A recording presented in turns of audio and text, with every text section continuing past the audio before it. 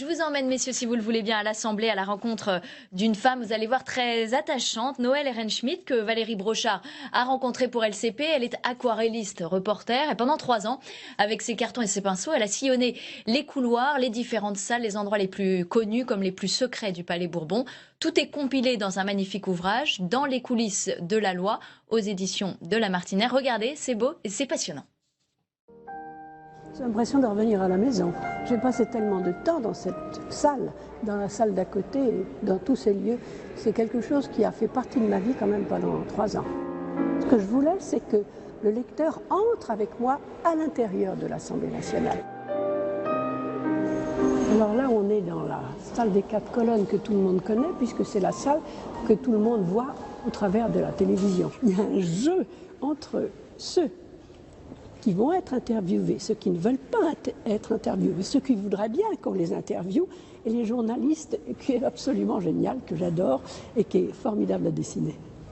Je sors et pendant l'interruption d'audience, je trouve une députée qui me regarde, qui me dit « Vous êtes fatigué, venez donc à la buvette ». Alors cette statue, c'est la première personne qui vous accueille quand vous entrez à la buvette.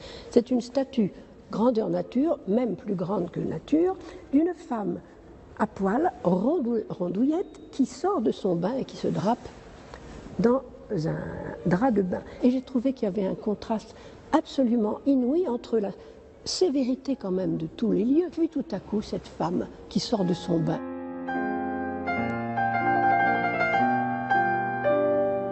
La chance que j'ai, c'est d'avoir assisté à toutes les séances du mariage pour tous, nuit et jour. Christiane Taubira, j'étais juste derrière elle. Alors avec ses mouvements de main, cette parole, l'attitude de cette femme droite comme un nid, avec forcément un hémicycle qui, à peine était-elle arrivée, était en ébullition. C'est le 1er février 2013, 0h15. Toute la journée, les débats ont été terrible, d'une violence extrême. On se tape sur la gueule d'un côté à un autre, ça mousse, ça castagne, et tout à coup, 0h15, le président dit « Madame la garde des Sceaux, dont c'est l'anniversaire ». Et à ce moment-là, l'ambiance change du tout au tout. Les bancs se calment, l'atmosphère devient légère. Madame la garde des Sceaux est là, en bas, sur le marbre, on lui apporte des fleurs, on l'embrasse, on la photographie, tout le monde s'aime, c'est extraordinaire. 20 minutes plus tard, rebelote, ça recastagne. Et ça fait partie aussi de ce qui se passe dans l'hémicycle. On ne sait jamais à l'avance comment ça va se passer.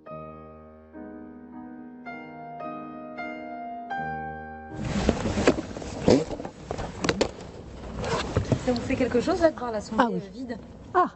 C'est-à-dire que justement, c'est une bonne question parce que pour moi, elle est pleine. Quand je vois ça, j'ai le sentiment d'entendre les bruits. C'est un lieu habité, même s'il est vide, pour moi, il est habité. C'est inouï ce que ce drapeau peut être flatteur dans les dessins. Ce bleu, blanc, rouge avait pété le reste. Voilà, et c'est donc Dans les coulisses de la loi aux éditions La Martinière.